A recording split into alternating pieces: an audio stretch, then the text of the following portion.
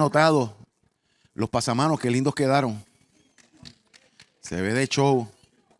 Pusimos 2 banquitos por ahí también para que se sienten aquellos hermanos que deseen sentarse. Es obligación que si se sientan en el banquito, traigan café. Si no traen café, no se permiten que se sientan en el banco. No, tenemos eso ahí, poniendo esto lo más bonito posible. Hoy estaba haciendo unos contactos a ver si conseguimos una máquina de refresco para tener una maquinita de refresco por ahí como lo hacíamos antes. Pero quiero una máquina que sea bastante adelantada para que no te chupe el peso. Tú sabes que ese es el problema. Le damos gloria a Dios y gracias a nuestro hermano Gelo Meléndez, que fue el que hizo los pasamanos y se lució. Quedaron de show. Yo quedé sorprendido, Gelo, de verdad. Me encantó. Oye, y una de las cosas que me encantó también fueron cómo tus empleados trabajaron y cómo se dirigen de ti. Eso dice mucho. Hablaron unas cosas uno decía, él es como mi papá. Y yo, pues qué bueno, eso es lo que queremos, ¿verdad? Que lo que somos aquí también sea en la calle. Y damos gloria a Dios por eso. Y la pasé muy bien y ellos el deseo que tenían que las cosas quedaran bien para la gloria de Dios. Eliú, mi yerno, puso la cortinita. Cuando usted vea la cortinita, fue construida por él y él la donó. Y damos gloria a Dios poco a poco. Ya, ahorita estuve hablando con Ramón. Para esta semana no, para la próxima vamos a estar tumbando la pared. Lo que pasa es que la semana que viene, el miércoles, hay una graduación aquí. Una escuela nos pidió la iglesia, ¿verdad? Para hacer una graduación. Y no podemos hacer esos tereques porque imagínate, con ellos aquí, todo ese polvorín. Pero ya para la semana de arriba vamos a estar destruyendo la pared. Espero que esta semana, espero que me le digas a Chungi que si puede venir para los aires, para bregar los aires, que yo he estado pendiente de eso esta semana, para que el domingo usted no esté usando tanto el abanico, que descanse un rato con la mano, ¿verdad? Esperamos que todas estas cosas se vayan cuadrando poco a poco. Amén. Aquellos hermanos que me preguntan por Chucho, Chucho está bastante bien. Ya está comiendo, ya lo levanté, lo llevé a la marquesina, lo afeité, ya está bastante bien. Bastante bien. Y él mismo me dijo ayer, cuando yo lo terminé de afeitar, salí y me dice, yo estaba bien malo, por poco me muero, ¿verdad? Y él, no, claro, ya yo te había ungido. Ya yo te había ungido y ya yo dije, ya tú te vas. Y le di unas instrucciones para que se las dijera a San Pedro, mira, y miraste. Y se echaba a reír. Pero también le dije, no te apartes, quédate ahí porque estás en turno. Papi tiene 87 años, está bien viejito y está bien decaído. Pero si al tiempo que Dios le dé, ¿verdad? Y ver a mami que está contenta porque lo tiene allí, pues eso vale un montón. Le damos gloria a Dios y gracias a los hermanos por la oración, porque la oración del justo puede mucho. Amén. Y gracias a aquellos que han ido y a aquellos que han orado, ¿verdad? Porque hay muchos hermanos que han ido y otros no han podido llegar, pero sé que están orando porque son gente de oración. Y le damos la gloria a Dios y las gracias a cada uno de ustedes. Amén. Vamos a ponernos en pie para comenzar. Gracias, Señor. Gracias, Señor. Gracias, Señor. Gracias, Señor. No nos cansamos de darte gracias porque tú has sido bueno. En la noche de hoy, Señor, tenemos las clases que siempre tenemos todos los jueves. Hoy tenemos a la hermana Yolanda, bien equipada, Padre amado. Los niños van a estar con sus maestras y los jóvenes con sus maestros. Yo te suplico, Espíritu Santo, que tú obres en una forma especial y única. Padre, que salgamos esta noche de aquí con mucha información. Pero, Padre, no solamente para tenerla en nuestra mente, sino para ponerla en práctica. Gracias por Casa Cristiana Restauración. Gracias por cada uno de los líderes. Gracias, Padre amado, por Mekadesh, por los que están en los medios, por los ujieres. Gracias, Señor. Estoy tan agradecido de tener una iglesia como esta que la pueda dirigir, porque fuiste tú que nos pusiste al frente de ella. Gracias, Padre. Me siento tan orgulloso, Padre, que no me canso de repicarlo y de decirlo. Ahora, Señor, queremos adorarte con algunos cánticos. Padre, estas alabanzas que lleguen a tu trono y que te sean de bendición. Que te den alegría y gozo, que nosotros, hombres y mujeres, que tenemos diferentes situaciones, sacamos un tiempo con responsabilidad, con alegría, con sapiencia para adorarte. No lo hacemos por hacerlo, lo hacemos conscientemente de lo que estamos haciendo, adorando el único, al perfecto Dios. Jehová Dios es tu nombre. Gracias por Yeshua, por tu Hijo amado. Y gracias por tu Espíritu Santo que está aquí con nosotros. En el dulce nombre de Jesús. Amén, Señor. Amén. ¿Estamos listos, maestro? Pues vamos a adorar al Señor. Te adoramos.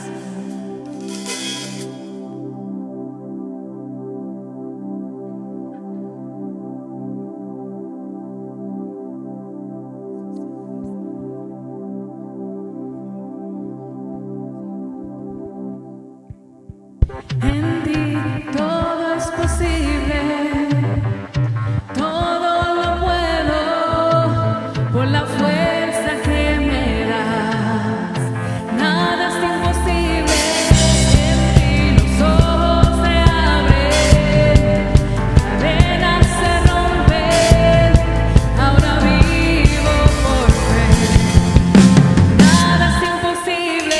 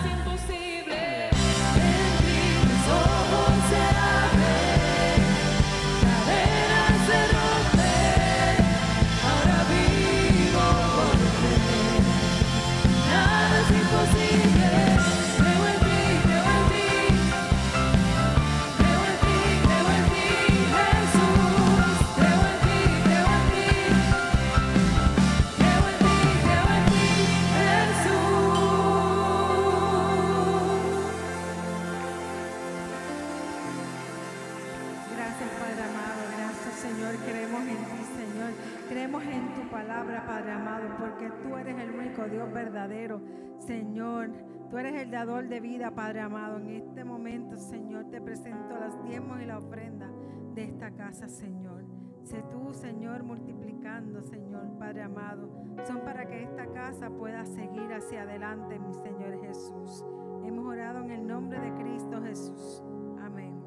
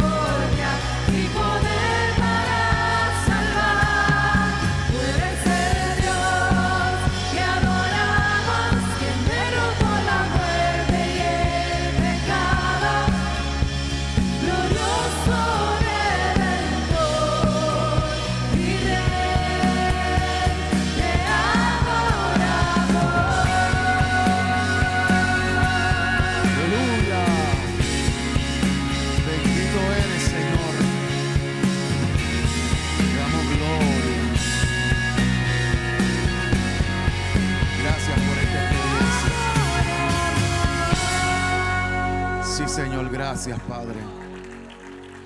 Gracias, Señor. Damos gloria a Dios. Gracias a los muchachos de Mekadesh. Pues los jóvenes salen con nuestra hermana Marangeli y los niños salen con nuestra hermana Elvia. Si hubiesen algún niño, no sé si veo, sí. Esperamos que sí. Mira, hay niños, qué bueno. Fíjate, es algo peculiar. Se acaban las clases y los niños no vienen. Que no hay por qué, porque mañana no se madruga, pues. Pero ahí vamos, esperamos y confiamos que algún día pase algo.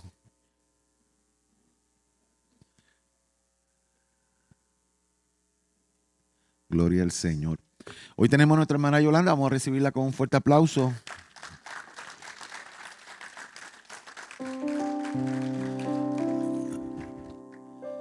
Gloria al Señor.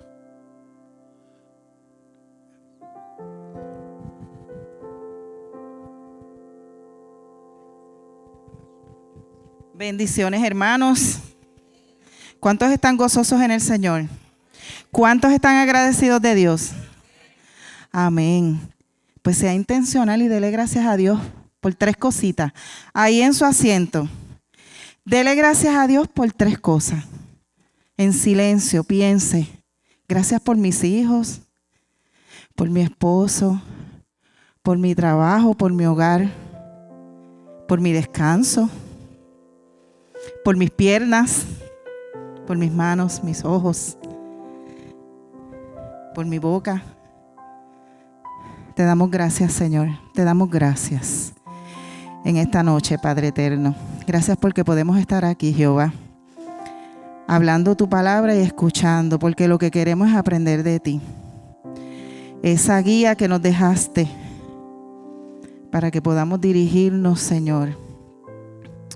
Ayúdanos a llevar la palabra de la manera correcta y que podamos aprender de la vida de estos hombres, Señor, para que sabemos que los pusiste ahí, porque si ellos lograron unas cosas en ti, nosotros también lo podemos hacer. Te damos la gloria en el nombre poderoso de Jesús. Amén. Bueno, vamos a leer hoy, a estudiar el capítulo 22 de Hechos. La semana pasada el hermano Quillan presentó el capítulo 21. Yo estaba bien atenta. Estuvo bien interesante. ¿Verdad que sí? Muy bueno. Y ahora trabajando el capítulo 22, que vamos a seguir con la situación que estaba viviendo el hermano Pablo, porque es continuación. El apóstol Pablo. Vamos a comenzar leyendo el versículo 1. Y dice así: hermanos y estimados padres, dijo Pablo, escuchen mientras presento mi defensa.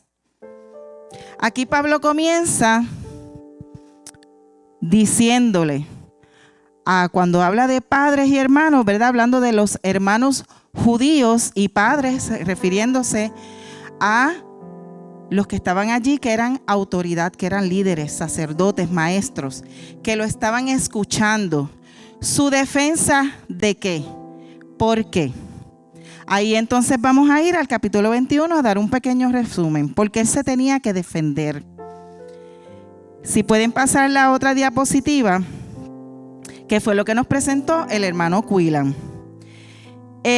Pablo iba a Jerusalén, iba a pasar por lugares como Tiro y Cesarea. Cuando él llega a este lugar, en Tiro, unos discípulos le dicen que no vaya a Jerusalén. Que no vaya, le dijeron ellos. Le dijeron, te rogamos que no vayas que no subas a Jerusalén. Pablo, contrario a lo que le dijeron ellos, él dijo, yo voy a ir. Ellos le mencionaron unas cosas que el Espíritu Santo le había presentado que le iba a pasar a Pablo en ese lugar. Pero luego, cuando vemos el contexto, entendemos por qué Pablo dijo que, a pesar de lo que ellos le dijeron, él dijo que iba a ir. el Espíritu a él lo había ligado a Jerusalén. En Hechos 20, 22 y 23 dice, esto es dando para atrás en el capítulo 20, y ahora he aquí ligado yo en espíritu, voy a Jerusalén sin saber lo que allá me ha de acontecer, salvo que el Espíritu Santo por todas las ciudades me da testimonio de que me esperan prisiones y tribulaciones. ¿Ok? Así que nosotros, viendo el contexto de lo que está sucediendo, vemos que lo que Pablo había era una convicción. No es que Pablo estaba siendo terco y desobediente. Lo que Pablo le estaban enseñando, ya él lo sabía. Ya el Señor le había dicho, tú tienes que hacer unas cosas, no va a ser chévere, no va a ser divertido. Y esto fue prácticamente, se lo confirmaron. Los hermanos se los estaban confirmando.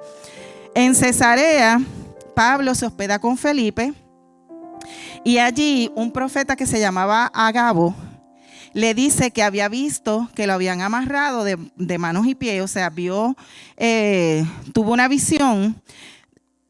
Y le agarró el cinturón a Pablo y amarró y dijo, ¿de quién es este cinturón? Va a ser amarrado de manos y pies en Jerusalén. Y vuelven y le dicen que no vaya. Pero fíjese que en ningún momento el Espíritu Santo le está diciendo que no vaya. O sea, no es una orden del Espíritu Santo y él está claro en eso. No le están diciendo no vayas. Solamente le está diciendo lo que le va a pasar. Es como si usted saliera y le dijeran, mira, allá afuera hace calor. Pues hace calor, pero usted sale. No te está diciendo que no salga, es que va a hacer calor. Te lo están advirtiendo. Pues esto es lo que pasó con Pablo. Así que Pablo sale, porque está lo que es la revelación del Espíritu, ¿verdad? Que es lo que el Espíritu Santo le muestra a los hombres, pero la interpretación es diferente. Acuérdese lo que pasó con Pedro. ¿Qué le dijo Pedro a Jesús? Cuando le dijo que escapara y que no se dejara, que no fuera a la cruz, ¿verdad? Que él le dijo que lo reprendió. Pedro sabía unas cosas, pero eso no significaba que Jesús no iba a caminar en pos de lo que ya Dios le había dicho. Solamente eran confirmaciones. Así que lo que es el mensaje y lo que es la interpretación son dos cosas diferentes. Y Pablo estaba claro con eso.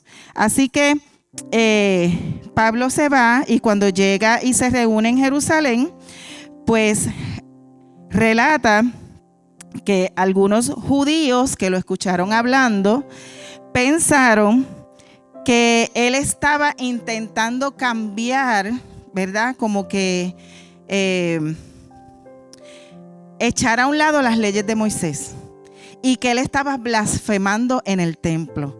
Así que se levantan en contra de Pablo lo querían matar, literalmente lo querían matar. Porque esta gente eran violentos, ¿sabes? Eran agresivos. Eso no era cosa de ir a meterlos presos, no, era matarlo. Así que en este momento, mientras lo iban a arrestar para llevárselo, porque unos lo acusaban falsamente de enseñar contra el pueblo judío y la ley y por profanar el templo. Así que lo que sucede ahí es que viene un comandante con los soldados y decide que Pablo sea encadenado y lo llevan a una fortaleza. Ahí entonces es que Pablo comienza la defensa de la que habla en el capítulo 1. ¿Okay? Cuando Pablo comienza esa defensa, aquí en el versículo 2, dice, cuando lo oyeron hablar en el idioma de ellos, el silencio fue aún mayor. Fíjese, aunque Pablo era ciudadano romano y hablaba griego, él se dirigió a la multitud en hebreo. Así que al las personas comenzar a escucharlo en su lengua materna, Pablo ahí como que rompió algo, ¿verdad? Esa pared que había entre ellos, y dice que el silencio fue aún mayor. Así que comenzaron a escucharlo. Y esto está puesto en la Biblia por alguna razón. Esto fue una estrategia que él usó, me imagino que dirigido por el Espíritu Santo. Háblale en su idioma. Yo no sé si a usted le ha pasado. Yo no soy bilingüe. Yo sé poquito chicken, garinajen y lápiz pencil.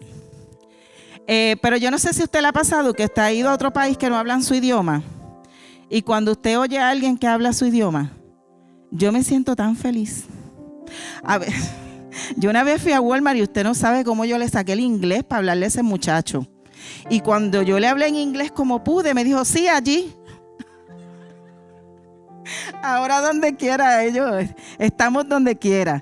Pero nos pasa, cuando vemos gente que habla nuestro idioma, eso es como que, ay, nos da alivio. Esto pasó con Pablo y con los hebreos y con los judíos.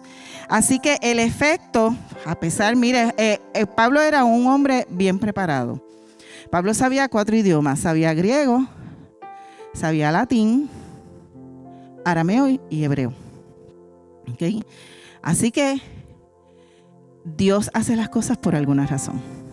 No hay nada en tu vida que Dios no haga que ya esté, mire, preparado y destinado para algo. Así que estas personas que originalmente pensaron que Pablo venía a traer ideas paganas de los griegos, acuérdese cómo eran los griegos con los dioses y todo eso, pues ellos pensaron que Pablo venía a traer esas enseñanzas. Pero al escucharlos hablar así, pues se rompió, ¿verdad?, ese prejuicio que tenían contra Pablo. Y tuvo, ¿verdad?, esa empatía, dejarles saber, mire, yo los estoy oyendo, yo sé lo que ustedes están hablando, yo los entiendo, yo los comprendo, yo estoy con ustedes, valoro lo que ustedes están sintiendo. Y dejarles saber, ¿verdad?, que él no era quizás el enemigo, porque él tenía que aclarar, por eso comenzó a defenderse. No era el enemigo que todas esas personas pensaban que él era. Así que de lo que pasó de ser una violencia, fíjese que querían hasta matarlo, de momento todos se quedaron calladitos a escucharlo. ¿Ok? Así que definitivamente esto fue algo de parte de Dios, porque ellos lo que hicieron fue que bajaron la guardia. Espérate, déjame ver qué es lo que este hombre, parece que es de los míos, porque habla hebreo. Ya con eso, Pablo tenía un puntito a su favor. Vamos al versículo 3. Dice, entonces Pablo dijo, soy judío nacido en Tarso, una ciudad de Cilicia, y fui criado y educado aquí en Jerusalén bajo el maestro Gamaliel. Como estudiante de él, fui cuidadosamente entrenado en nuestras leyes y costumbres judías. Llegué a tener un gran celo por honrar a Dios en todo lo que hacía, tal como todos ustedes. Hoy estoy leyendo de la Nueva Traducción Viviente, por si no, es lo mismo, pero ¿verdad?, cambian un poco las palabras. Ok, así que aquí él empieza una defensa. ¿Se acuerda como Esteban? Cuando Esteban lo iban a apedrear, que él comenzó a hablar del pasado y de todas de las leyes de Moisés, de Abraham. Pues él empezó algo así y comenzó a hablar de sus credenciales. Fíjese que empezó a hablar que era de descendencia judía. O sea, Pablo le dijo, yo no soy extranjero, yo soy de ustedes, porque él era de descendencia judía. Y demostró que no era un ignorante, sino que tenía un conocimiento. No era arrogancia, era que él le estaba dejando saber quién era y de dónde venía. Te estoy dando una información que para él, y se supone que para ellos también fuera valiosa. Él dice que era de Tarso de Cilicia. Menciona su lugar de nacimiento, que era un lugar culto. Era muy bueno en el estatus, su estatus era bueno y era bueno en el comercio. Si me pueden poner la diapositiva de Tarso de Cilicia. De ahí era Pablo, Tarso de Cilicia. Ese lugar, por eso es que él lo menciona. O sea, él está diciendo, yo no vengo de cualquier sitio. Tarso. Era un lugar que era parte, tenía una ubicación estratégica, si lo ven en el recuadro número 1, una ubicación estratégica terrestre, porque estaba conectado con Europa y con Asia Menor. Y también por el área marítima, porque ellos tenían un río que se llamaba el río Cidno, C-I-D-N-O, Cidno. Y por ese río era navegable. Así que había comercio marítimo también. ¿Ok? Eso hacía pues que hubiera en ese lugar un puerto comercial. Y por ese puerto pues había intercambio de mercancía. También tenemos aquí en el 2, que era un centro cultural, porque de ahí salían muchas personas que eran de vasto conocimiento. Filósofos, personas eruditos, que incluso de ahí es que venía, él tomó clases con algunas de esas personas. Así que este Tarso en esos tiempos rivalizaba con lo que era Alejandría de Egipto, que se llamaba así por Alejandro Magno, y con Grecia, con Atenas, Grecia. Usted sabe que de Atenas, Grecia, también salieron muchos filósofos. Usted sabe, ha oído de hablar de Sócrates, de Aristóteles, de Pitágoras, alabadas sean las matemáticas. Eso yo se los dejo a otro. Pero esos filósofos, pues fíjese, Tarso competía con esas ciudades a ese nivel. Así que él no lo está mencionando, pero yo les dejo saber que era Tarso. Tarso, estatus político importante, tenía ciudadanía romana. Las personas que nacían en Tarso tenían la ciudadanía romana. Esto fue otorgado por él era teniente o comandante, era un líder militar, Marco Antonio. Marco Antonio, el de Cleopatra. ¿Conoce esa historia? ¿Ha escuchado de Cleopatra? ¿Y Marco Antonio? Pues mire, en el río Cidno fue que se conocieron, Cleopatra y Marco Antonio. Pues Marco Antonio le dio a Tarso. Y eso era como decir nosotros tenemos ¿qué ciudadanía? La ciudadanía americana. Y nosotros, eso es una bendición. Hay personas que no lo ven así.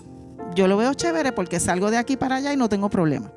Podemos cruzar el charco, como uno dice, y no tienes problema. Y puedes comprar allá y no tienes problema porque eres ciudadano.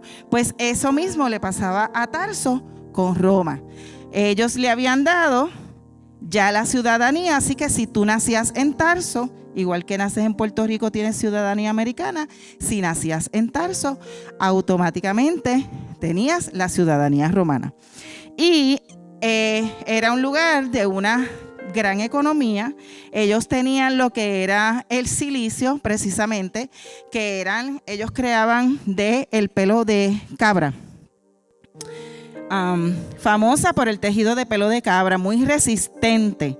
Fíjese que hacían tiendas de campaña, las velas de los barcos. Imagínense si eso era resistente, para que hicieran las velas de los barcos.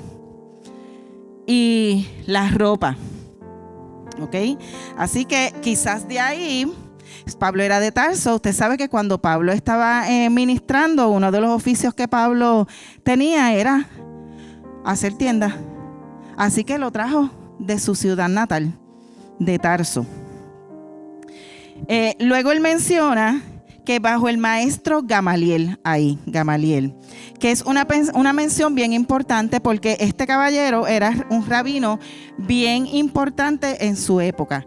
Él había sido, como quien dice, graduado de una escuela que estaba Gamaliel, que se llamaba Hillel, que eso es como decir que se había graduado de Harvard, o de Oxford, o de Antonio Luchetti, hoy en día. ¿Ok? Así que este señor, si él dice, Gamaliel le enseñó, pues él tiene que saber. Él tiene que ser un hombre de conocimiento. Y esto le ayudó entonces a capacitarse en un futuro, tanto estar con este maestro como haber sido ciudadano de Roma para poder correr lo que era Éfeso, Corinto. Mire, quizás usted nació en Puerto Rico, Pablo nació en Tarso y pudo ir a Corinto, pudo ir a Éfeso, pudo ir a Siria, que ahora es Turquía, Damasco, que es la capital de Siria. El Señor lo puso ahí. Dios lo puso en Puerto Rico y a lo mejor usted va a las naciones. No sé lo que Dios tenga con usted, pero va a tener fácil entrada y salida. Y hay muchas personas que han nacido aquí, han podido salir fácil, han podido llegar fácil, porque fue estratégico. Usted nació aquí porque hay una razón para haber nacido aquí.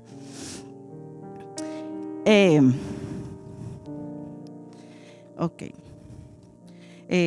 Así que son cositas, ¿verdad?, que nosotros a veces no vemos, pero Dios nos va preparando el camino en muchas cosas que nosotros vivimos sin saber exactamente hasta el lugar donde nosotros nacemos. El lugar donde el Señor te llevó a trabajar, donde el Señor, donde estudiaste, a quién conociste. Yo nací en Río Piedras, me crié en un caserío, el Residencial San Fernando. Quedaba al lado de una barriada que se llamaba Monacillo. En esos días había una guerra con Manuela Pérez. Eso era tremendo. Y yo me crié ahí. Y fíjese que años después, en una iglesia que yo estaba, hacían unos grupitos para enseñar a otros sitios afuera. ¿Usted sabe dónde yo fui? A un caserío. Y mire, yo entré allí como Pedro por mi casa. Porque para mí eso era normal. Era normal. Me prestaron el centro que había allí, el centro del caserío. Ese es el que está por Manatí. ¿Cómo se llama aquello allí? Por donde tú trabajas.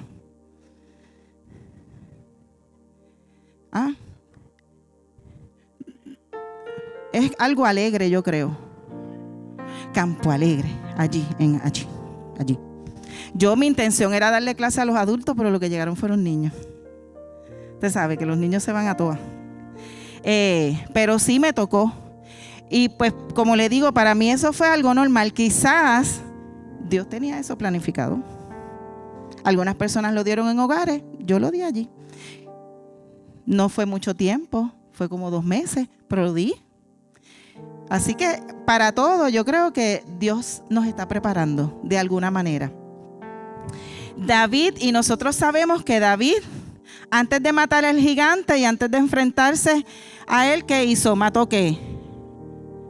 Osos y leones. Eso era preparándolo por el camino. ¿Qué él era? Pastor de ovejas. ¿Qué fue después? Él fue rey, tenía que bregar con gente, tenía que tratar personas.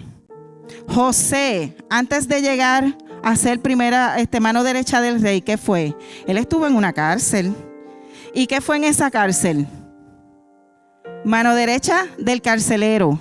Porque llegó el copero, se había portado mal el copero, y le habló del sueño, y el copero lo llevó al faraón. Todo fue estratégico. Moisés era hebreo. Lo ponen en una canasta y el Señor sopla en el mar. Vas para el palacio.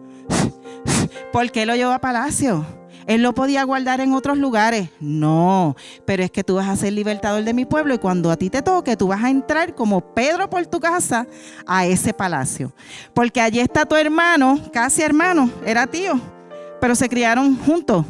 Allí está tu hermano que te va a recibir, no te va a decir que no. Al contrario, te va a dar un abrazo cuando te vea. Los soldados te van a dejar entrar porque tú eres Moisés. ¿Ok? Así que son cosas que aunque no entendemos, el Señor está poniendo en tu camino. Ay, ¿por qué me pasó? Espera. Porque aun cuando muchas cosas no estaban destinadas, porque nosotros, mire, metemos los pies donde no es, el Señor, cuando nosotros nos arrepentimos, cambia las cosas a nuestro favor. Pone gracias y favor y cambia para que estemos bien. Así que Pablo estaba siendo entrenado cuidadosamente también en estas leyes de Moisés. Y él tenía, y le dejó saber que él tenía un extremo celo por las cosas de Dios. Él le dice, yo era exactamente como ustedes son hoy, ¿verdad? Así que valida lo que ellos están sintiendo, él lo valida, no los critica, no los enjuicia, sino que le está diciendo, yo era así, yo era como eran ustedes. Acuérdense que eran unos judíos que no creían en Jesús. Y él le decía, lo que ustedes vivieron, yo lo viví, pero Dios me cambió. Y eso es lo que él le quería enseñar, que Dios había cambiado, que Dios lo había cambiado. En el versículo 4 y 5 dice, perseguí a los seguidores del camino, acosando a algunos hasta la muerte, y arresté tanto a hombres como a mujeres para arrestarlos en la cárcel. El sumo sacerdote y todo el consejo de ancianos puede dar fe de que esto es cierto, pues recibí cartas de ellos dirigidos a nuestros hermanos judíos en Damasco, las cuales me autorizaban a encadenar a los seguidores del camino de esta ciudad y traerlos a Jerusalén para que fueran castigados. Ok, fíjense en algo que él dice que perseguía a los seguidores del camino. Si usted ve en su Biblia la palabra camino, porque cuando pensamos en camino, ¿en qué usted piensa? Los que van caminando, ¿verdad? Los que van por ahí, por el sendero, por la vereda. La palabra camino está en mayúscula. No es un sustantivo común, está en mayúscula. Los del camino. Los del camino eran los cristianos. Para ese tiempo, a los cristianos no se le había puesto todavía el nombre. Cristianos vino después de Cristo, ¿verdad? Pero esto se va conociendo, ya Cristo había muerto, pero esto Cristo había muerto y resucitado, pero esto todavía ellos no se habían puesto ese nombre, no se le había dado ese nombre. Y se le decían del camino porque Jesús dijo una vez que él era ¿qué? Yo soy el camino, la verdad y la vida. Entonces ellos le decían, en vez de decir los de Jesús, pues les decían los del camino. Así que este camino con C mayúscula, que él dice a los del camino, o sea, a los que seguían a Jesús, yo también los acosaba. Y si es posible, los matábamos. Él se lo está dejando saber. Y ellos sabían incluso que ¿verdad? Era extremo. Hay pruebas también, por eso él menciona, el sumo sacerdote y todo el consejo de ancianos puede dar fe, porque muchas veces incluso ellos eran los que le llevaban las cartas. Yo no recuerdo si era con Silas, que ellos iban y les daban unas cartas de a quién ellos tenían que ir y perseguir, le dejaban saber. O sea que él está diciendo, mira, esta gente que está aquí sabe de qué es que yo estoy hablando, yo no les estoy mintiendo. Está buscando testigos de lo que estaba sucediendo. Así que Pablo se esfuerza por demostrar que no es un apóstata, sino un judío que había encontrado a Jesús, que había encontrado al Mesías. Yo estaba viviendo igual que ustedes, yo entendía que lo que yo estaba haciendo estaba bien. Pablo no estaba haciendo esto porque era malo. Él pensaba que lo estaba haciendo bien, porque él estaba celoso por la ley que se había instituido hacía años, pero conoció a Jesús. Así que él apela, ¿verdad?, a esto sobre Jesús, lo que está cimentado en las Escrituras, y menciona que el cristianismo no es una nueva religión, sino que es lo que ya había sido plantado hacía muchos años, que ahora, ¿verdad?, estaba resurgiendo. Porque esa palabra de que Jesús venía ya en el Viejo Testamento, que era algo que ellos conocían, la Torá era algo que estaba escrito, pues ahora se estaba cumpliendo. Eso era lo que él les quería enseñar. Ok. En el capítulo 6 al 9 dice: cuando iba de camino ya cerca de Damasco, porque aquí entonces él empieza a recapitular y le dice la historia de cómo fue que él conoció a Jesús. ¿Ok? Cuando iba de camino ya cerca de Damasco, como al mediodía, de repente una intensa luz del cielo brilló alrededor de mí. Caí al suelo y oí una voz que me decía: Saulo, Saulo, ¿por qué me persigues? ¿Quién eres, Señor?, pregunté. Y la voz contestó: yo soy Jesús de Nazaret, a quien tú persigues. La gente que iba conmigo vio la luz, pero no entendió la voz que me hablaba. Pablo tiene que enfatizar en estos detalles porque él tiene que dejar claro que esto no fue una visión o una alucinación. Esto fue algo que verdaderamente él vivió. Y es tremendo porque dice que al mediodía o cerca del mediodía aparece esta luz. Cuando ellos van caminando en Damasco, que es la capital de Siria, eso es desértico, eso es desierto. Y él vio a pleno sol qué tan brillante pudo haber sido esa luz para que él se diera cuenta que había una luz extra del sol del mediodía que se le apareció. Él tenía que saber que era algo divino. Porque fíjese que tan pronto él lo encontró, cuando él lo vio, él dijo: ¿quién eres, Señor? Él reconoció que eso era algo más allá de lo que nosotros normalmente vemos. Eso no era algo natural. Así que identifica la voz y el Señor le dice: yo soy Jesús de Nazaret. Y le está diciendo: me estás persiguiendo. Él sabe que no era él, pero estaba persiguiendo a su gente. Si estás persiguiéndolos a ellos, me estás persiguiendo a mí, como pasa hoy. Hoy en día hay personas que no entienden que persiguiendo la iglesia se están metiendo con Jesús, que se están metiendo con Dios, que cuando te persiguen a ti, te hacen daño a ti, se están metiendo con Dios. Esto no es chiste. Si tú eres hijo de Dios, si tú aceptaste a Jesús como tu Salvador, estás viviendo bajo sus estatutos, el Señor te va a defender, el Señor te va a cuidar, el Señor te va a cubrir y el Señor va a detener al que te quiera hacer daño. Lo va a detener. Y quizás tú dices: ay, Dios mío, estoy harta, estoy cansada ya de esto. No te apures que le va a llegar la luz. No sé si al mediodía o de noche, pero le va a llegar. Llega.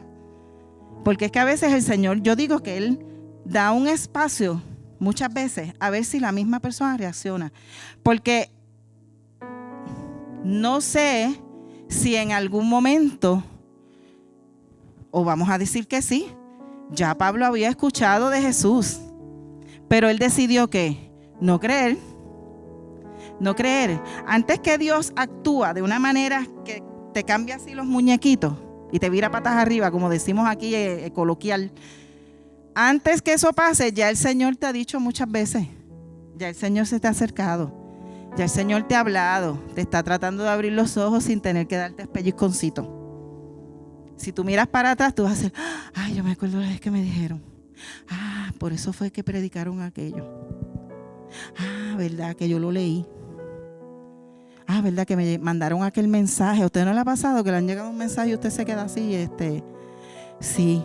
Antes del Señor, o ponerte en vergüenza o tener que sacudirte, ya Dios te lo había dicho en secreto, a ti solito.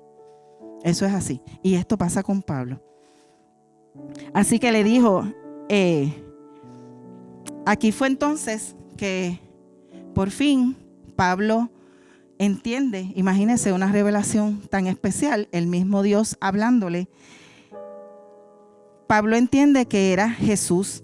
Y hay algo aquí porque él dice, la gente que iba conmigo vio la luz, o sea, ellos fueron testigos de lo que le pasó a Pablo, que eso era importante. Era importante que no dijeran que Pablo se estaba inventando eso. Pero dice, pero no entendió. La gente vio, pero no entendió lo que Jesús le estaba diciendo. Porque el mensaje era ¿para quién? El mensaje era para Pablo. Los que andaban con él no entendieron, porque era una revelación personal. ¿Ok? Pero sí fueron testigos de lo que sucedió en su vida. Y dice el versículo 10, yo pregunté, ¿qué debo hacer, Señor? Y el Señor me dijo, levántate y entra a Damasco. Allí se te dirá todo lo que debes hacer. Quedé ciego por la intensa luz y mis compañeros tuvieron que llevarme de la mano hasta Damasco. Así que en ese momento Pablo recibió un cambio de mando en su vida. ¿Ok? De estar dando órdenes y decir lo que se iba a hacer, pues ahora él le está preguntando al Señor, Señor, ¿qué yo debo hacer? ¿Qué tú quieres que yo haga? ¿A dónde tú quieres que yo vaya? ¿Cómo yo me muevo? ¿Debo decir o no debo decir? Pablo pasó de ser cazador a ser casado. Su voluntad quedó totalmente sometida. Y esta humillación a Pablo era necesaria. Él necesitaba ese cambio. Pablo era demasiado impulsivo. O sea, hablamos de Pedro, pero Pablo era terrible. Pablo era terrible. Así que el Señor tenía, ¿verdad?, que hacer cambiar ese orgullo y ese vamos a hacer las cosas a mi manera.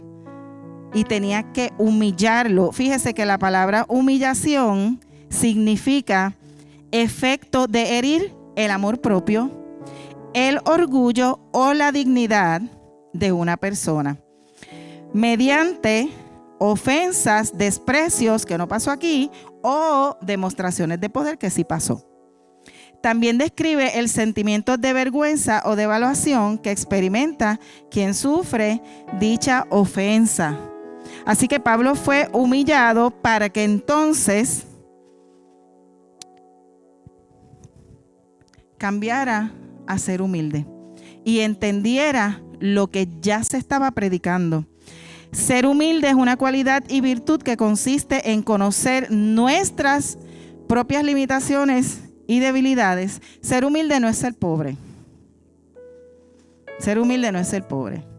Hay gente que tiene muchísimo dinero y es humilde. Nada que ver. Ser humilde no es no tener educación. Nada que ver. Ser humilde no es ser sucio, ¿verdad? No tener higiene. Nada que ver. Ser humilde dice conocer nuestras propias limitaciones y debilidades. Yo sé hasta dónde yo llego. Sé hasta dónde puedo hacer. No paso de ahí. Sé pedir ayuda. Ser humilde. Actuando sin soberbia. Una persona humilde no se considera superior a los demás. No te crees mejor que nadie. No es que a veces usted es mejor que alguien. Yo no dibujo y hay personas mejor que yo dibujando. ¿O no? ¿Verdad que hay personas que tienen habilidades mejor que las que usted tiene? Sí, las habilidades. No la persona. Las habilidades. Y usted tiene habilidades mejor que otros. Eso no lo hace mejor. Tiene mejores habilidades. Pero no es mejor que los demás. ¿Ok? Así que dice, es sencillo y valora el aprendizaje. Yo no voy para allá, ya yo me sé eso. Ya yo me sé eso. Yo me sé la Biblia completa. Te la recito. No. Siempre se aprende. La palabra dice que, ahí mismo, es palabra viva. Y hemos comentado muchas veces, se comenta que a veces usted lee un versículo y cuando lo vuelve a leer o lo predica, dice, ay, yo no sabía eso, yo no había visto eso de esa manera. Es palabra viva. Y aprendiendo, y esto es en lo que es la iglesia y lo que es secular también. Educarse, eso no es malo, eso es bueno. ¿Usted tiene bachillerato y quiere hacer maestría? Amén. ¿Tiene maestría? ¿Quiere hacer doctorado?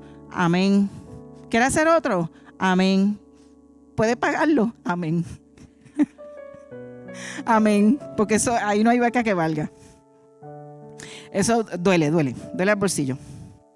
Y Pablo dice que lo dejaron ciego. En la ceguera tiene significado profundo, porque una de las cosas que pasó con Pablo era que comenzó en ese momento a depender. Un hombre que llega, ¿verdad?, con toda la autoridad del mundo, de momento es agarrado de la mano y es llevado porque queda ciego y se convierte en una persona vulnerable. Y de alguna manera esta ceguera, que fue física, estaba luego rompiendo con la ceguera que él tenía también espiritual. ¿Ok? Porque Pablo estaba ciego espiritualmente. Él no veía la verdad que ya le habían presentado sobre Jesús. Y esto rompió. Usted sabe que Pablo, la conversión de Pablo no fue como que un proceso. Esto fue un de hoy para mañana. Y de ahí él cambió totalmente. Yo creo que la mayoría de nosotros podemos tener ese cambio como Pablo, pero no hacemos el esfuerzo. Hay muchas cosas que nosotros podemos dejar si queremos, y a veces no queremos. Pablo decidió, porque muchos de ustedes, cuando nosotros venimos, o quizás en su casa, ayer estos días estaba hablando con una persona que en el círculo de oración, la muchacha que nos dio la clase, ella decía: yo me convertí en el hospedaje de mi universidad.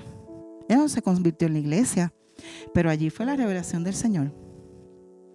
Y entonces eso la cambió a ella totalmente. Ella nos dio su testimonio. Y hay cosas que, aunque nosotros sabemos que tenemos que dejar, no hacemos el esfuerzo para dejarla. Y en el caso de Pablo, él lo hizo de la noche a la mañana. Muchos de nosotros lo podemos hacer. Podemos soltar y no queremos soltar. Ahí entra la figura de Ananías. En el versículo 12 y 13, allí vivía un hombre llamado Ananías. Era un hombre recto, muy devoto de la ley y muy respetado por todos los judíos de Damasco. Él llegó y se puso a mi lado y me dijo: hermano Saulo, recobra la vista. Y en ese instante pude verlo. Así que Pablo utiliza, ¿verdad?, este testimonio, porque Ananías, que usted sabe que Dios le había hablado a Ananías y todo eso, Ananías no quería ir porque decía: mire que Pablo, ¿cómo yo me voy a acercar a ese hombre? Me va a matar. Pero como ya Dios sabía lo que estaba haciendo. Pero él utiliza y mencionado lo de Ananías porque las personas allí sabían que Ananías era un judío que conocía la ley y que sabía, ¿verdad?, lo que estaba haciendo, lo que estaba viviendo. Él dijo: si Ananías me aceptó y estuvo conmigo, él entiende, pues él sabe que yo no estoy trabajando en contra de la ley. En los versículos 14 al 16,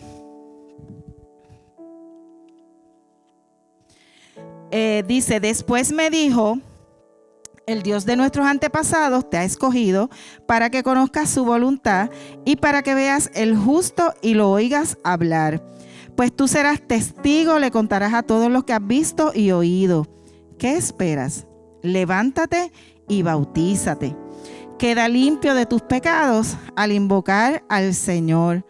Así que ahí dice: el Dios de nuestro antepasado. Automáticamente lo conecta, ¿verdad?, con Abraham, Isaac, Jacob, y él entonces está mencionando eso. Mire, yo conozco de la ley, yo viví la ley, y el Señor le dijo que fuera testigo.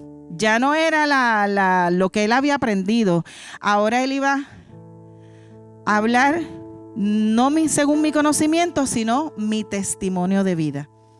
Eso era lo que Dios quería con él. Y le dijo que se bautizara. ¿Para qué? Para que eso fuera público. Pablo no estaba siendo limpio. Nosotros no somos limpios de los pecados con el bautismo. Nosotros somos limpios de los pecados con la sangre de Cristo, pero nos mandan a bautizarnos no para limpiarnos de los pecados, sino para que todo el mundo sepa. Porque a veces tú te conviertes y nadie se entera, pero cuando tú te bautizas, que normalmente, puede que no, como pasó con el etíope, puede que no, que sea en privado, pero normalmente los bautizos se hacen, ¿verdad?, delante de los demás, para que el mundo sepa el cambio que se supone que tú hayas dado en la vida. Así que, y le dice, invoca el nombre de Jesús. Invocar. ¿Qué significa invocar? Cuando yo invoco a alguien, yo llamo.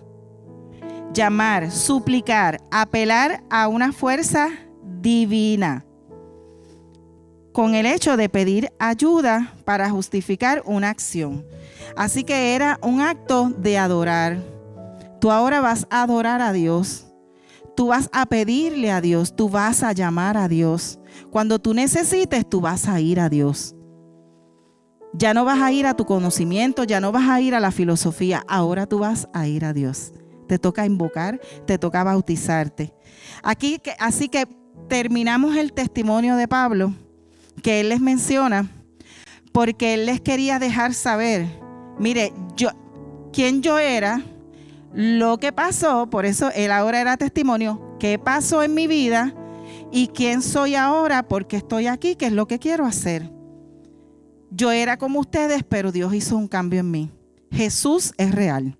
Eso era lo que él le quería dejar saber. Eso no había sido algo por voluntad propia. Eso era algo, incluso Pablo, que aunque era nacido en Grecia y era de ciudadanía romana, habíamos hablado que su descendencia era judía, porque su descendencia era de la tribu de Benjamín. Así que Pablo, no había manera. Pablo, el Señor por todos lados ya tenía destinado que era lo que Pablo iba a hacer en un futuro. Entonces dice, en el versículo 17 al 21, ya él termina con el testimonio y comienza aquí, dice, después de regresar a Jerusalén y mientras oraba en el templo, caí en un estado de éxtasis. Tuve una visión de Jesús que me decía, date prisa, sal de Jerusalén porque la gente de aquí no aceptará tu testimonio acerca de mí. Pero Señor, argumenté, seguramente ellos saben que en cada sinagoga yo encarcelé y golpeé a los que creían en ti. Y estuve totalmente de acuerdo cuando mataron a tu testigo Esteban. Estuve allí cuidando los abrigos que se quitaron cuando lo apedrearon. Pero el Señor me dijo, ve, porque yo te enviaré lejos a los gentiles. Así que él, en este momento, porque esto había sido anterior también, Pablo le está diciendo, el Señor le dice, sal de ahí, ya el Señor lo quería en otro lugar. Aquí en este momento, el que él saliera de Jerusalén sí era voluntad de Dios, ¿ok? En este momento. Y cuando él menciona todo esto y él dice al final una palabra que es lo que es detonante aquí, porque menciona a los gentiles.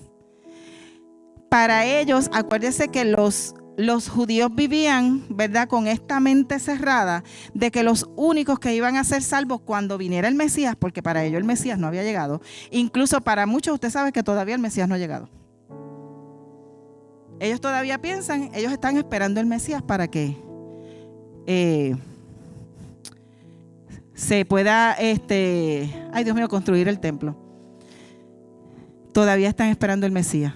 Pues esto que pasó aquí, que era la voluntad de Dios, ¿verdad? Que en este caso él saliera para que le hablara a los gentiles, pero ellos no querían compartir el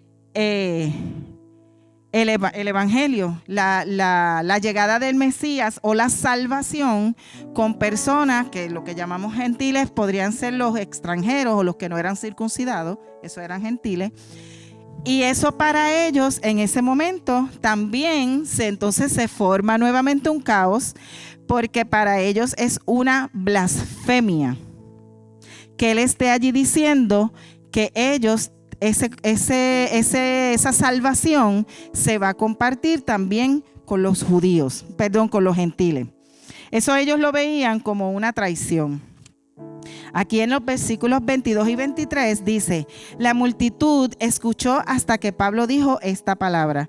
Entonces todos comenzaron a gritar: llévense a ese tipo, no es digno de vivir. Gritaron, arrojaron sus abrigos y lanzaron puñados al aire. Cuando ellos hacían eso de tirar tierra hacia el aire, era que estaban indignados, ¿verdad? Eso era simbólico de que querían que él se fuera. Así que tuvieron esa indignación y consideraron una blasfemia.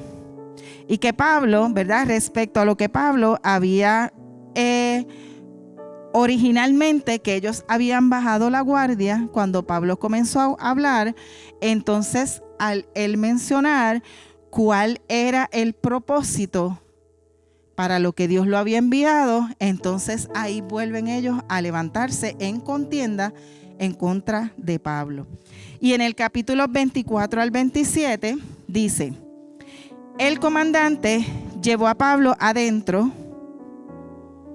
Le iban a caer otra vez a palo a Pablo. Llegó un comandante, llevó a Pablo adentro y ordenó que lo azotaran con látigos para hacerlo confesar su delito.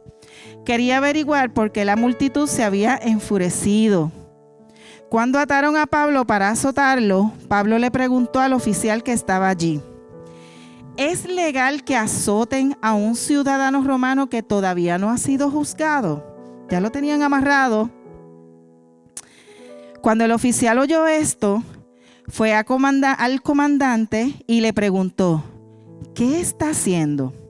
El hombre es ciudadano romano. Entonces el comandante se acercó a Pablo y le preguntó: dime, ¿eres ciudadano romano? Sí, por supuesto que lo soy, respondió Pablo. Yo también lo soy, dijo el comandante entre dientes, y me costó mucho dinero. Pero yo soy ciudadano de nacimiento. Los soldados que estaban a punto de interrogar a Pablo se retiraron velozmente cuando se enteraron de que era ciudadano romano. Y el comandante quedó asustado porque había ordenado que lo amarraran y lo azotaran. Así que aquí habían llevado a Pablo a una fortaleza llamada Antonia para azotarlo, porque ellos es como que si el pueblo, como hizo Pilato, si el pueblo se está levantando en contra de pues yo, para no tirarme el pueblo mejor lo azoto. Y así calmo el pueblo y el pueblo está bien conmigo, porque así es que hacen los políticos.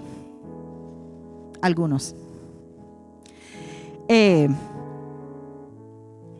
Así que en ese momento, Pablo, que volvemos y decimos, no era un ignorante de la ley, él va a la ley y le dice: yo soy ciudadano, a menos que tú no me hagas un juicio y yo salga culpable, tú a mí no me puedes azotar. Él fue a una ley que se llamaba la ley Julia, una ley que había creado Julio César mucho antes,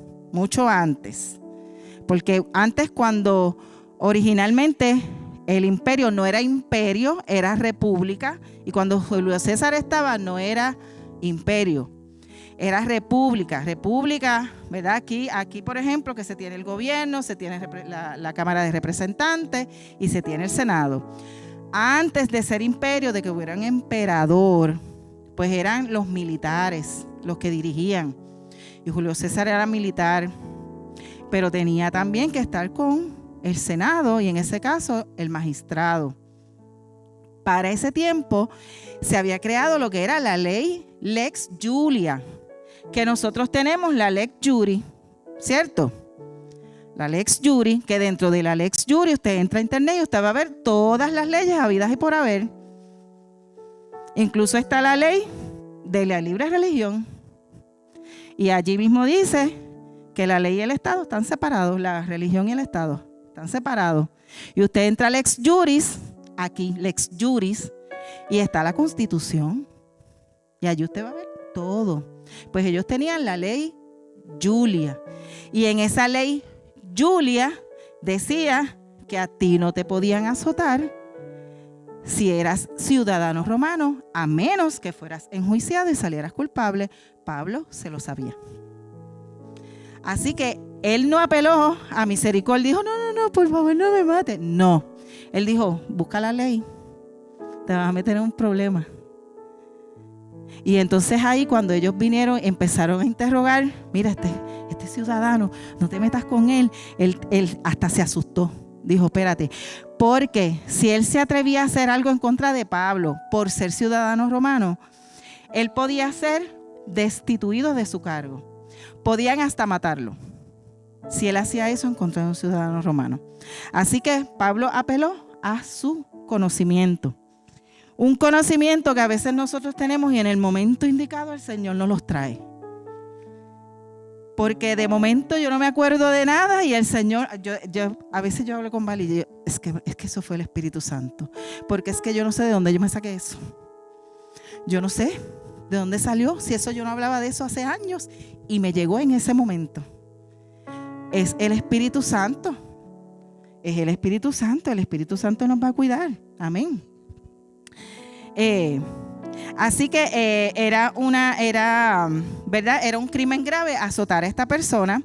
Y aquí hablan también de la ciudadanía. Fíjate que él le dice, yo soy ciudadano de nacimiento.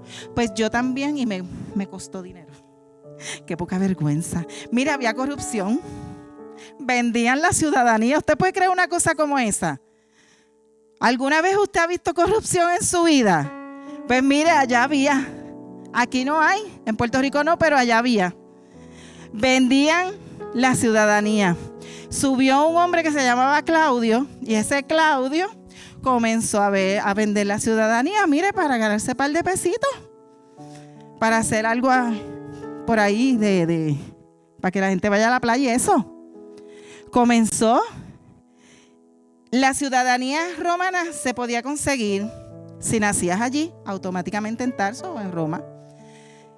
Otra manera se llamaba manumisión. Manumisión era si la persona era esclava de un ciudadano romano, aunque no tenía la ciudadanía, y en un momento ese esclavo era libre, automáticamente le daban la ciudadanía. Era como un acto de misericordia, como si tú eras esclavo, eres libre y ahora eres como parte de la familia. Se le daba la ciudadanía romana. Y la otra era si eras una persona que había hecho un gran servicio a Roma y tenías algunos méritos especiales, pues por eso te daban también la ciudadanía romana. Y la cuarta, para el emperador, chavito. ¿Ok? Eran 3, legal 3. Legal 3, corrupta 1. El comandante que estaba atendiendo a Pablo, pues la había comprado, la ciudadanía. ¿Ok? Se llamaba Claudio. Entonces, pues él lo suelta, ¿verdad? Porque sabía que había violado el derecho de Pablo. Así que decide en el versículo 22. Ay, yo como que no copié este versículo. ¿Dónde estoy? 97, está bien. Vamos al 30. Dice, al día siguiente el comandante ordenó que los sacerdotes principales se reunieran en sesión ante el Concilio Supremo Judío. Quería averiguar de qué se trataba el problema, así que soltó a Pablo para presentarlo delante de ellos. ¿Ok? ¿Qué hizo él? El comandante, como él no entendía bien lo que estaba pasando, porque él no sabía esto de los judíos, de la ley de Moisés, de lo que pasaba con Jesús, pues lo que hizo fue que trajo a los que eran del Sanedrín para que entonces Pablo se presentara ante ellos. Por supuesto, lo soltó y lo presentó delante del Sanedrín para entonces esos pasarlo, ¿verdad? Hacerle un juicio justo, que era lo que él merecía desde el principio. Y aquí en el versículo 30, entonces es prácticamente una entrada a lo que viene siendo el capítulo 23, que el jueves hay culto de jóvenes, el otro jueves, entonces vamos a seguir con el capítulo 23. ¿Qué significado aquí en este versículo? Cerrando. Fíjese que la soberanía de Dios, nosotros vemos cómo Pablo fue cuidado por el comandante. Se mete la política, él mueve lo que tenga que mover. Él mueve lo que tenga que mover cuando te tenga que defender y te tenga que cuidar. Aquí él movió los grandes, al comandante. Puede mover a alguien que tú no esperas y que tú dices, pero ¿y qué hace este defendiéndome? Es Dios. Así que él muestra ahí la soberanía que él tenía sobre lo que ya él quería para la vida de Pablo. Pablo no comienza su defensa cerrando con argumentos teológicos ni religiosos, sino con su historia. Yo soy judío, perseguía a este camino, pero en el camino a Damasco es que el Señor tenía que permitir también unas cosas en la vida de Pablo, porque eso es que tú tienes que tener un camino para poder después enseñar. Si tú no vives unas cosas, ¿qué tú vas a enseñar? Yo le estaba hablando a Valeria los otros días porque aquí en nuestra escuela, en Luquetti, dan talleres, dan cosmetología, dan tapicería, soldadura, anuncio no pagado. Dan mecánica diésel, colisión, enfermería. Entonces, yo le decía a Valeria que estas personas, mis compañeros, muchos de ellos, por ejemplo, la maestra de cosmetología, ella sabe, ella hasta tuvo un negocio de cosmetología, ¿verdad? Ella es cosmetóloga. La enfermera es retirada, la que da enfermería. Entonces yo le digo, ellos tienen una teoría que tienen que dar porque a nosotros nos dan un currículo que tenemos que enseñar. Pero no hay nada como esos 30 años de enfermería en un hospital que enseñe tanto. Ella le puede dar una teoría, ok, empezamos, ¿verdad? Pero cuando ella empieza a enseñar y ella esto no es así, esto es de esta manera, porque lo vivió. Las personas, yo tenía un taller, el que es maestro de colisión ahora, estábamos hablando hace como un mes, si yo tenía un taller y me empezó a hablar y allí se metía mi nena a trabajar conmigo. Él sabe, la experiencia es lo que nos va a llevar a hablarle a otros y que ellos entiendan, porque vamos a hablar vivencia. No es lo mismo que alguien te lea la palabra, decirte, mira lo que a mí me pasó, la experiencia que yo tuve con el Señor. Y eso es lo que le pasó a Pablo. Pablo estaba viviendo teoría, leyes, pero ahora estaba viviendo una realidad, una revelación que el Señor le había dado a su vida. El cambio profundo que tuvo el apóstol Pablo. Eso fue lo que lo llevó a otras naciones a predicar la palabra. Mire, él decía, si me tengo que morir, me muero. Pero Dios me cambió y Dios quiere que yo hable esto y yo lo voy a hablar. Y no se callaba. Así que ese testimonio personal era lo importante aquí. Eso era la mayor herramienta. La soberanía de Dios en medio del caos. Vimos, ¿verdad?, esos cuidados que tuvo el Señor, que a los ojos de algunas personas, a veces nosotros vemos las cosas y podemos pensar que es un accidente afortunado, pero sabemos que no es así. Sabemos que es la mano poderosa de Dios y la obediencia a pesar del rechazo.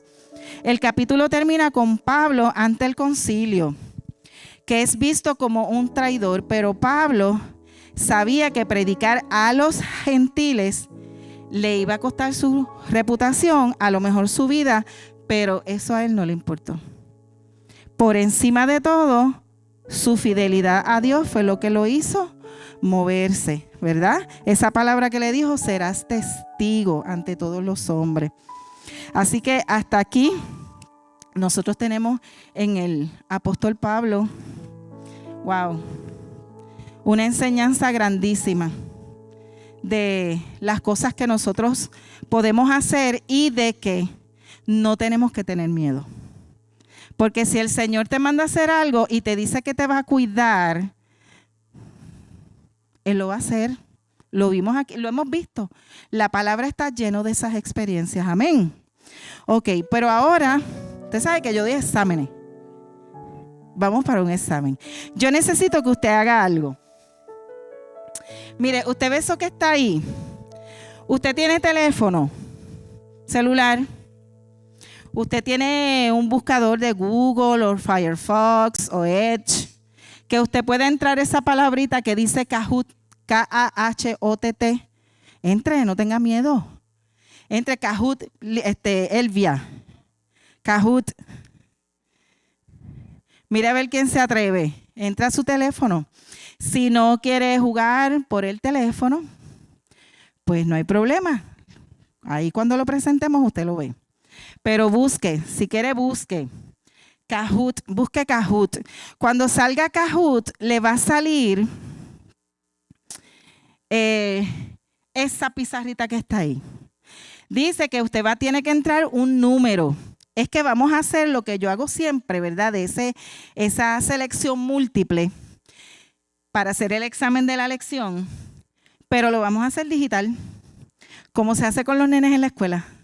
A los nenes les encanta esto, porque ellos usan su teléfono. Miren a ver si les sale cuando entren en Kahoot, busquen ahí abajo, quizás en el celular le va a salir a la derecha abajo. Eso que dice allí, unirse. Miren a ver si les sale. Ponen Kahoot, buscan la página de Kahoot. Cuando abra la página, va a ir y a ver, donde dice unirse, a ver si le sale para poner el número.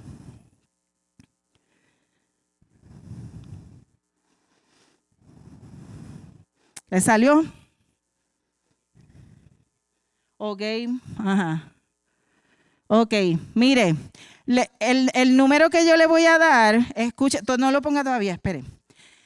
Ese numerito lo va a llevar a otra página y le va a pedir su nombre. Si usted no quiere, el nombre va a salir en pantalla con un personaje. Si usted no quiere que su nombre salga, puede poner su inicial o puede poner un número o no ponerlo. Pero si lo pone y le da OK, pues va a salir su nombre aquí. Eso no es nada, porque estamos aquí entre hermanos. Así que el que quiera jugar, ponga el número para que entonces se asocie ahí al juego, el 786-7033. Llame al 786. Mira, ahí está Luis. ¿Quién es Luis? Ok, salió Baby. Muy bien. Ajá, ahí salió MDLM. Muy bien. Ay, qué bonito.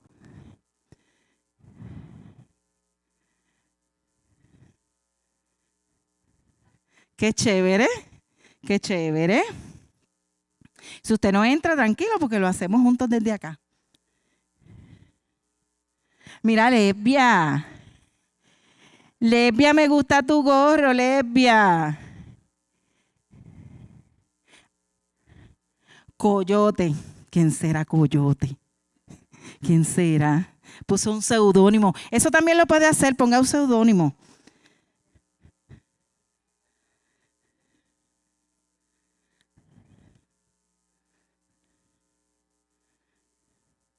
¿Alguien más que esté en espera?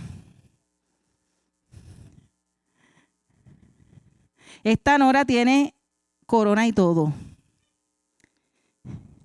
Ok, bueno, pues yo creo que ya. Pues vamos a darle a empezar. Cuando empecemos va a salir la pregunta y van a salir las opciones. A usted le va a salir allá el color.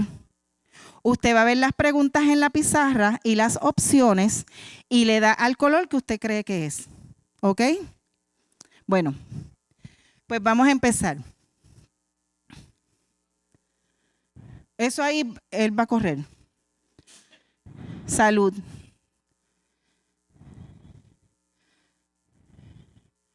Vamos a ver. ¿En qué idioma se dirigió Pablo a la multitud en Jerusalén para que guardara silencio?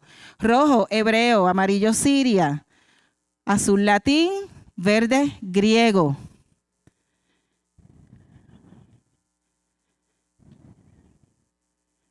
Le vamos a dar los segundos para que le dé tiempo y él mismo ve que está contando aquí los segundos. Le di 30 segunditos para que le diera tiempo de contestar.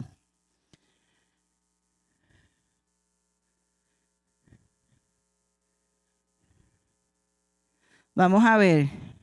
Ok, 8 hebreo, muy bien, es hebreo. Él era griego y sabía griego, pero le habló hebreo. En la siguiente. Vamos a ver. Ay, Dios mío, está poniendo el marcador. Dale siguiente que no se vea. ¿Quién fue el maestro bajo el cual se instruyó Pablo en Jerusalén? ¿Cómo se llamaba ese maestro? ¿Oyes? Gamaliel amarillo, Caifás azul o Nicodemo verde. Mira, están soplando por ahí, lo oí. Lo oí. Esto es un examen. Estos muchachos, oye. 1. Ok. Todos bien, muy bien. Siguiente. Ok, según su testimonio, ¿qué estaba haciendo Pablo antes de su conversión? Predicando en la sinagoga, estudiaba las profecías del Mesías, amarillo, perseguía a los seguidores del camino hasta la muerte, el azul, y el verde trabajaba como fabricante de tiendas. En su testimonio, ¿de qué él habló? ¿Qué él estaba haciendo? Muy bien. Perseguía a los seguidores del camino, que ahora le llamamos cristianos. ¿A qué hora del día ocurrió la gran luz del cielo? A la medianoche, rojo, cerca del mediodía, amarillo, a la puesta del sol, azul, o al amanecer, verde.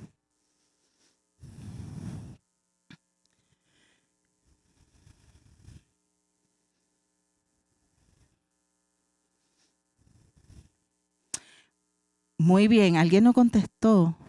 Esa la tienes mala, va a salir mala. Nunca dejes de contestar, no importa. No importa, aunque sea mala, no importa. Nunca dejes de contestar. Ok, cerca del mediodía, fue al mediodía. ¿Quién fue el hombre enviado por Dios en Damasco para hablar con Pablo? Rojo, Pedro. Amarillos, mira, puse siglas, es Silas. Rojo, Ananías. Verde, Ananías. Dios mío, azul, Ananías.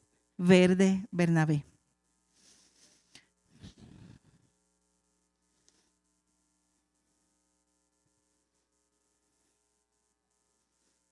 Muy bien. Siguiente.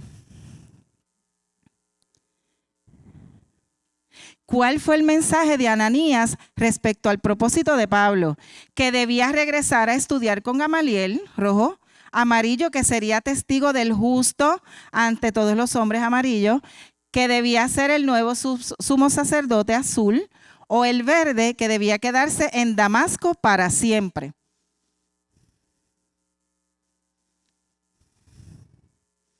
Ok, que sería testigo del justo ante todos los hombres, la amarilla. Siguiente. ¿Qué estaba haciendo Pablo cuando tuvo una visión en el templo de Jerusalén años después? ¿Qué estaba haciendo? Discutiendo con los fariseos, ofreciendo sacrificios, limpiando el atrio u orando. ¿Qué estaba haciendo Pablo?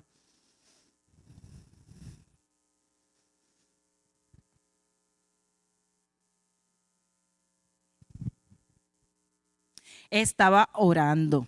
Y ahí fue que tuvo el éxtasis. Él estaba orando en el templo. Ok, próxima. En la visión del templo, ¿a dónde le dijo el Señor a Pablo que lo enviaría? A los gentiles lejos de Jerusalén, de regreso a Tarso para descansar, a las aldeas de Galilea o a Roma inmediatamente. ¿Cuál de esas 4? ¿Dónde sería enviado? A los gentiles. Cuando él dio ese testimonio, por eso fue que la gente se enojó porque ellos no querían que le hablaran a los gentiles de la salvación. Muy bien, próxima. ¿Qué argumento usó Pablo para evitar ser azotado? Que era inocente de todo pecado, que era ciudadano romano y no había sido, se supone que dijera, enjuiciado, que tenía amigos influyentes en el gobierno o que estaba enfermo. Muy bien, que era ciudadano romano. Él apeló a la ley. Muy bien.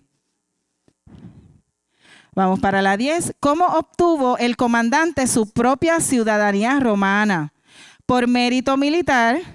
¿Por nacimiento? ¿Se la otorgó el César o por una gran suma de dinero? El comandante. ¿Cómo la obtuvo?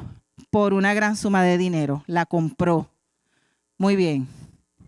Vamos para la 11. ¿Por qué el comandante tuvo miedo al saber que Pablo era romano? Porque Pablo conocía al emperador, porque lo había mandado a atar para azotarlo, porque Pablo era más rico que él o porque temía. Esa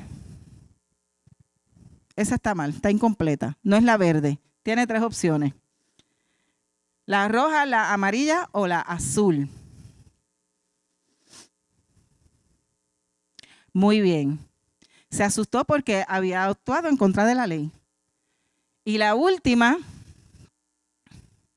¿qué hizo el comandante al día siguiente para aclarar la situación?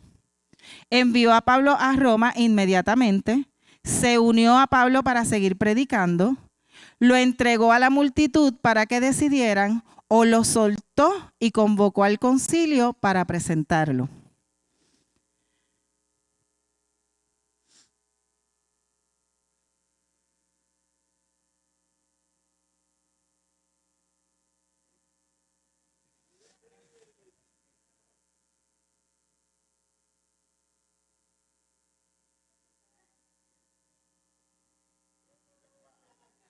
Ok, muy bien, ahí hay unos finalistas allá abajo, muy bien, muy bien.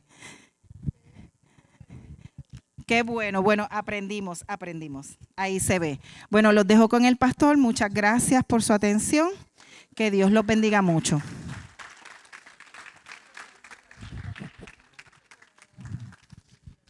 Si una clase usted debe de volverla a ver, es esta. Una tremenda lección, donde no solamente se explica lo que está en la Biblia, sino cosas históricas que usualmente no se explican en la iglesia. ¿Ve? Y que debemos de aplicarnos, ¿verdad? Cada vez que escuchamos cosas como esta, tratar de ser buenos berianos, ir a la información y que esto provoque en nosotros seguir empapándonos. Amén. Porque mire, la hermana estaba diciendo que hay momentos dados que el Espíritu Santo le trae cosas a la mente. ¿Pero por qué le trae cosas a la mente? Porque las estudió. Porque se preparó y las estudió. Si tú no preparas, el Espíritu Santo no va a buscar en los archivos y aquí no hay nada. Aquí lo que hay es coqui. Por eso usted debe de leer a la rama que usted pues se está dedicando. ¿Tú eres maestra de estudios sociales? Porque casi siempre los maestros que son de estudios sociales hacen ese tipo esa búsqueda porque están buscando hallazgos y fue tremendo. Le doy gloria a Dios, ¿verdad?, por la vida de esta mujer que se prepara de tal manera. Bueno, pues ya nos vamos para nuestros hogares. Qué bueno, y me gustó mucho aunque yo no soy tecnológico, pero me gustó mucho el traqueteo ese.